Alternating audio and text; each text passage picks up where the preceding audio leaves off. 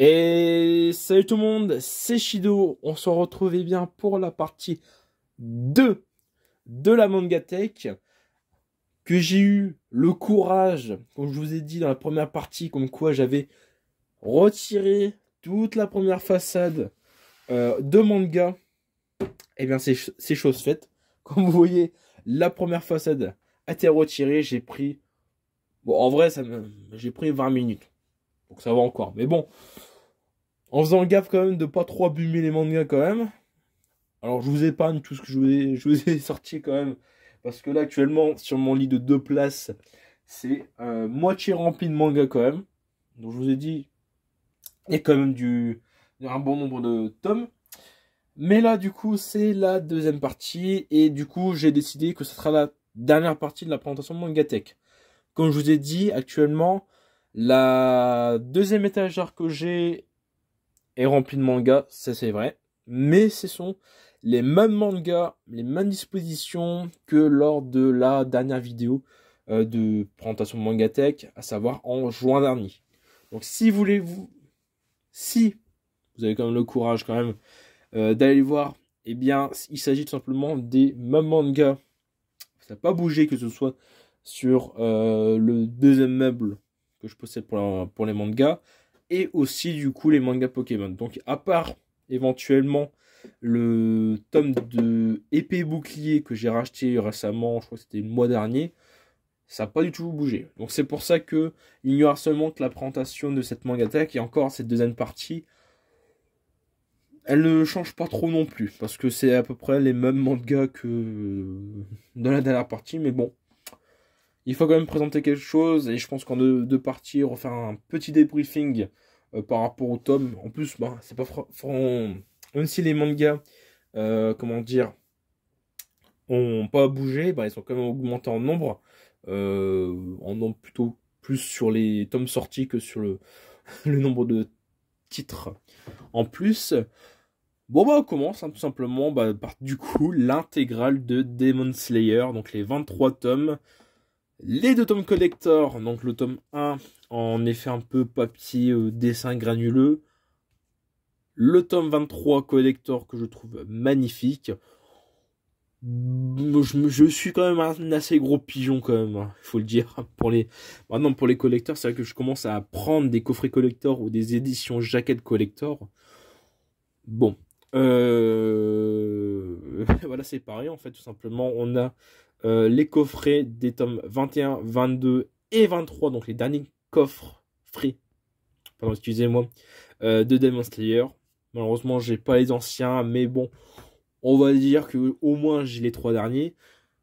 J'ai la petite jaquette métallisée, un métallique plutôt, de moi quand je me réincarne en slime, disponible dans le tome collector 19, si je me trompe pas, avec un petit jeu de cartes slime que j'avais acheté, c'était offert chez Leclerc, si je me trompe pas, pour l'achat de 2 tomes Kurokawa.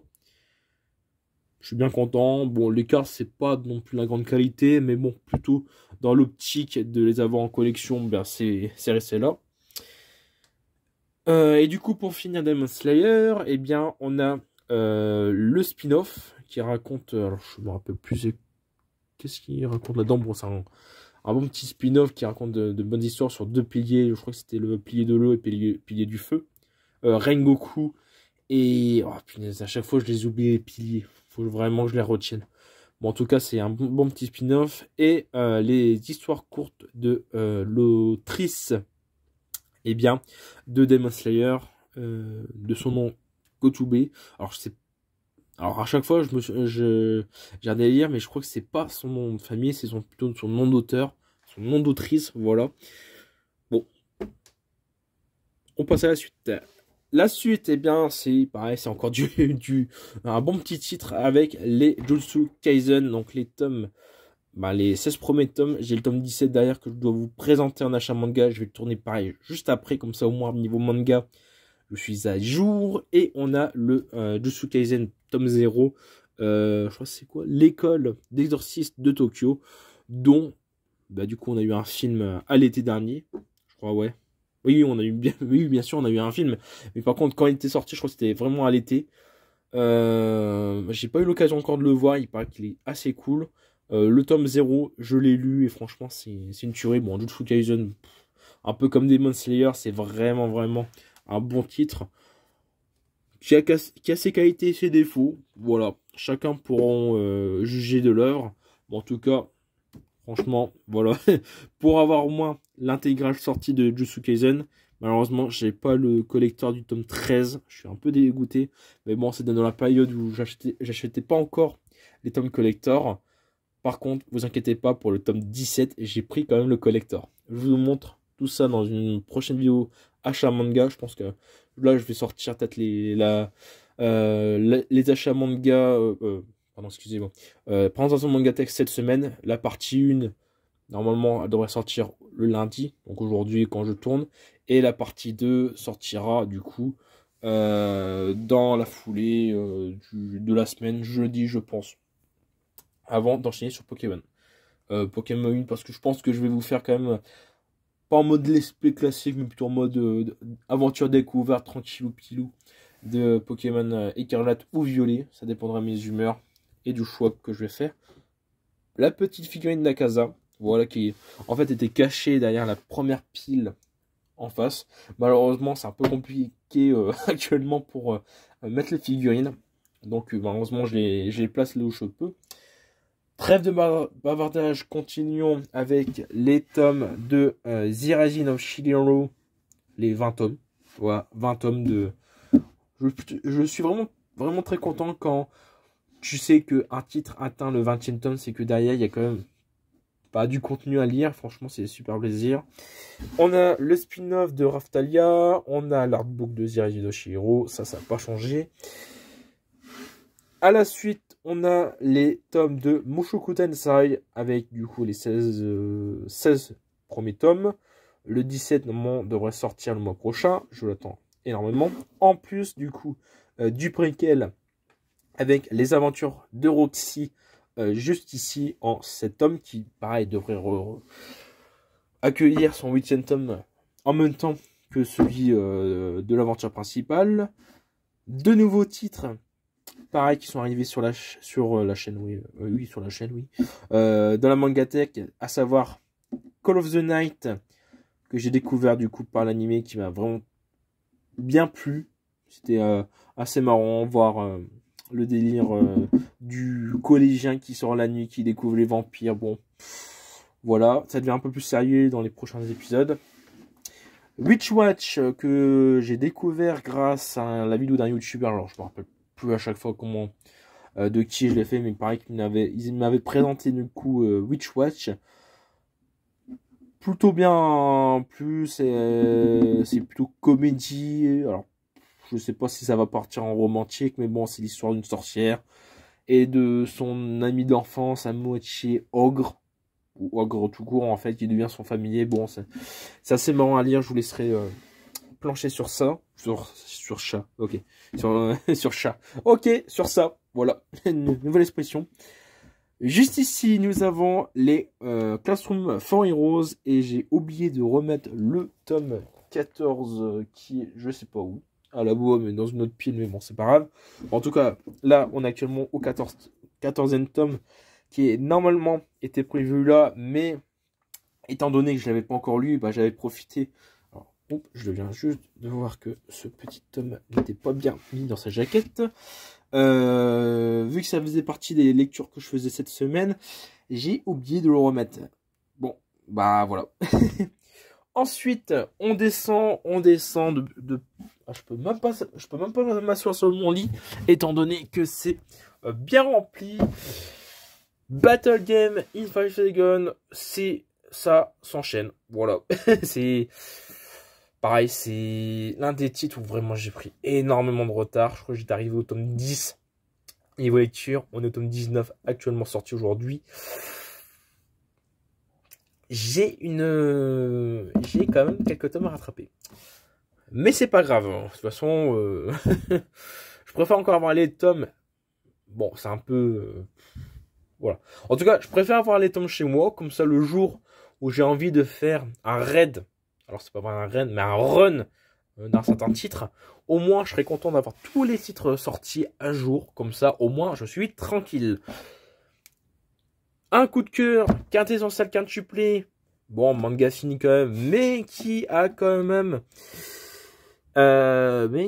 même du coup son édition couleur en 4ème tome sortie. Alors je suis dégoûté, je vais vous le dire normalement dans l'achat manga, j'ai pas réussi à trouver un tome en édition couleur où la jaquette n'est pas pliée. Je suis dégoûté, donc je me suis quand même procuré le manga quand même pour dire de l'avoir.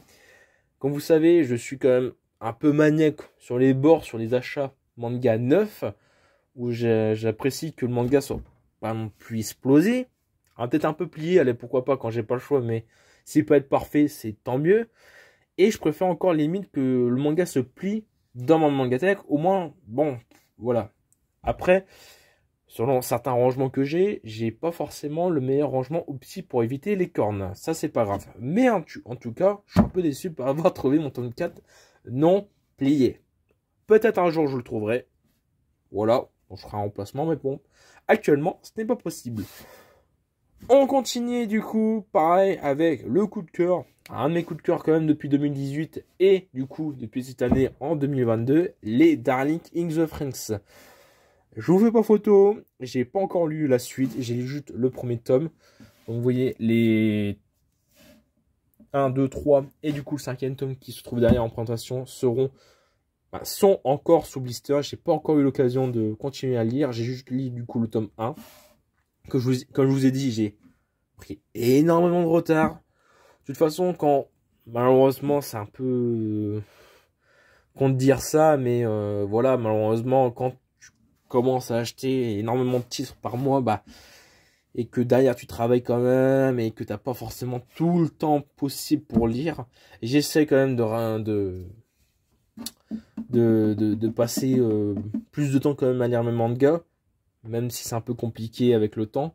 Et surtout que je suis dans l'optique je préfère encore attendre 5 tomes sortis, ouais, vraiment attendre 1 an de parution de manga, en tout cas pour ceux qui sont les plus réguliers, pour pouvoir lire une bonne partie d'un coup, et pas attendre chaque mois, voilà, attendre une petite partie à chaque fois, alors que je suis là, on me dit, oh punaise, j'ai fini le manga, mais derrière, la suite c'est que dans 2 mois, et ainsi de suite. Donc je préfère limite attendre quelques tomes sortis pour pouvoir enchaîner les lectures, au moins au point d'en être gavé, on va dire dans les extrêmes, mais au moins je suis tranquille.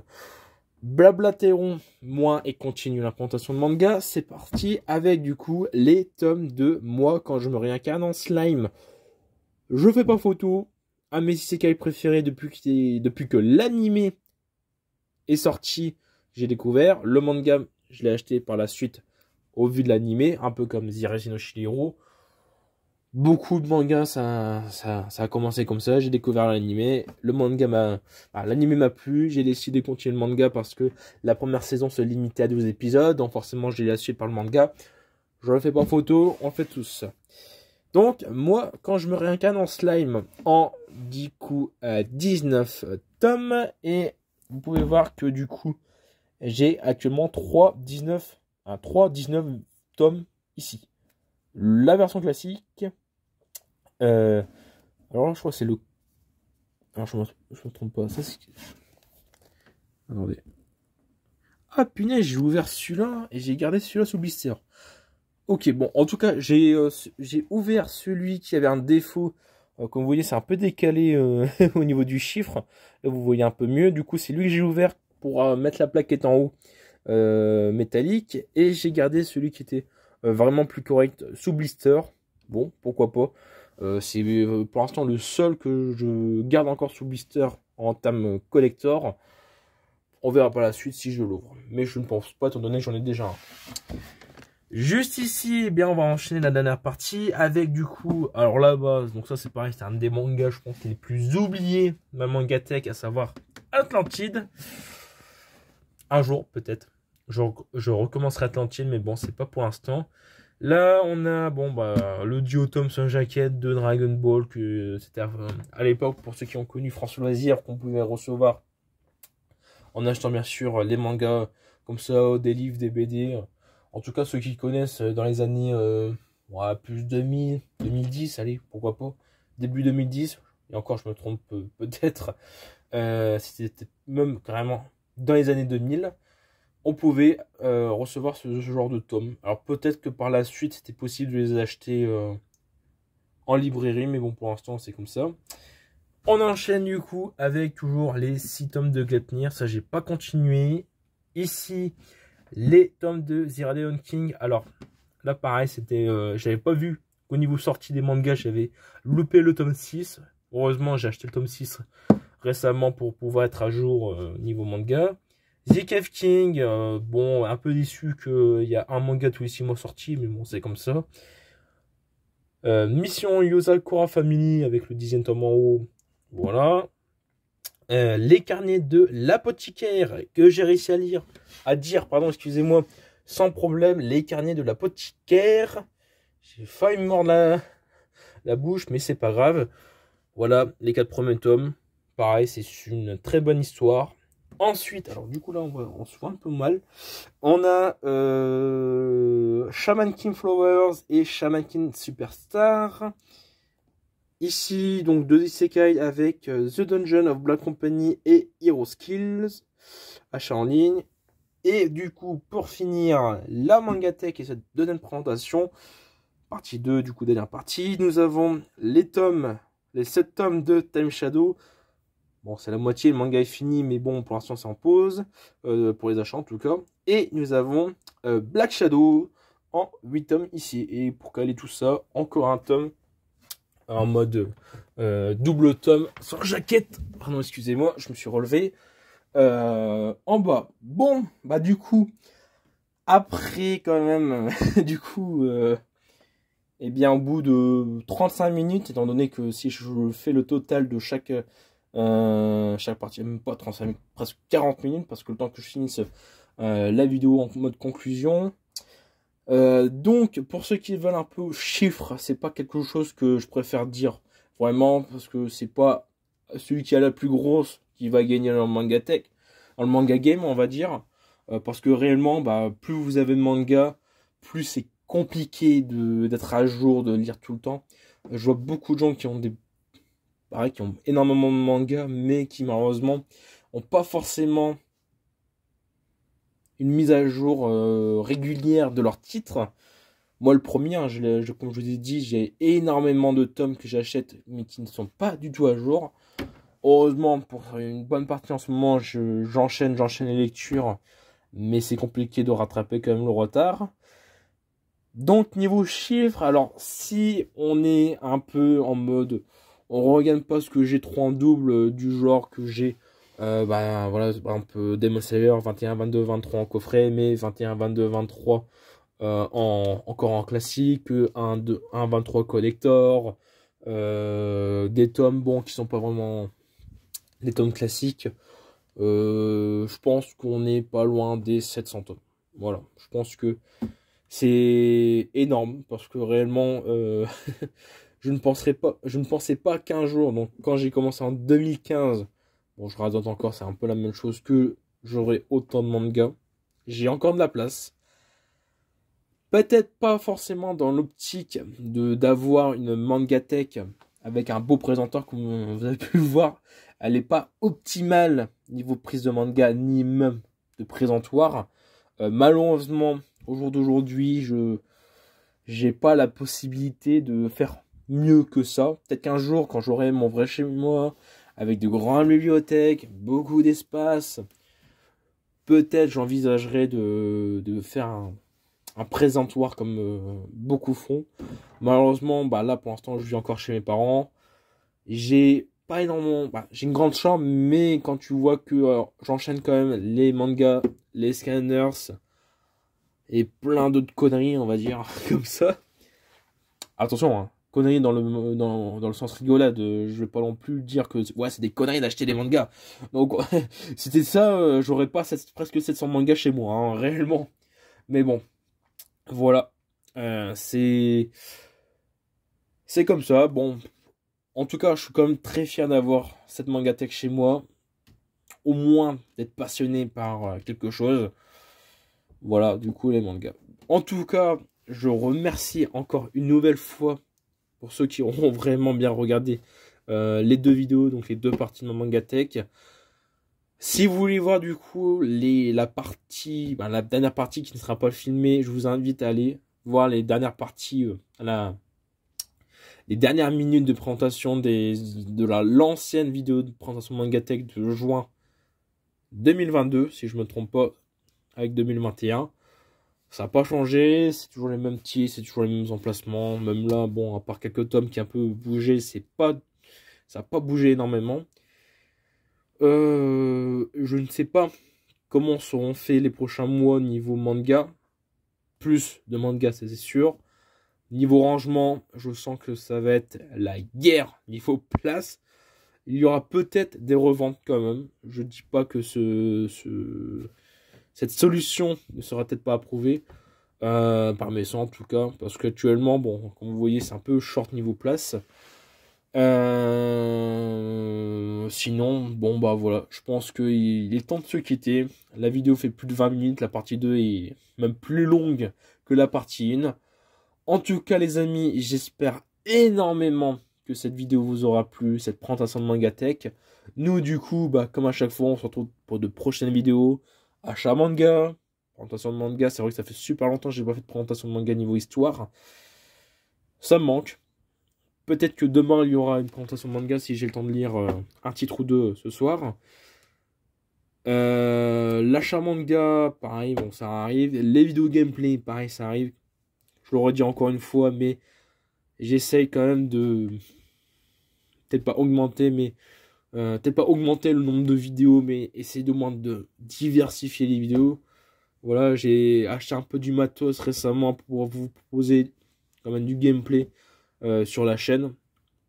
Bien entendu, je suis pas du tout professionnel en soi, même là, comme vous voyez, je suis pas professionnel dans le cadrement, je filme, tu vois, je suis en mode, attention à l'âge quand même, je le filme avec mon petit téléphone, bon, c'est pas la meilleure qualité, c'est pas même pas la meilleure qualité audio que je peux avoir, mais bon, je suis avant tout là pour la passion, je présente mes hobbies, je partage ce que j'aime, voilà. Bon, c'est sur cette petite vue de la figurine d'Akaza de Demon Slayer, donc la troisième lune de la troisième lune supérieure, que nous allons nous quitter. Et on se retrouve du coup très vite pour une prochaine vidéo les amis. Et en tout cas d'ici là, portez-vous bien, jouez bien, lisez bien. J'ai pas encore trouvé trop de... Comment dire... voilà, d'outro à dire, à balancer. Mais en tout cas, les amis, on se retrouve très vite pour une prochaine vidéo. Et j'espère que d'ici là, bah, on aura encore évolué. Allez, salut tout le monde.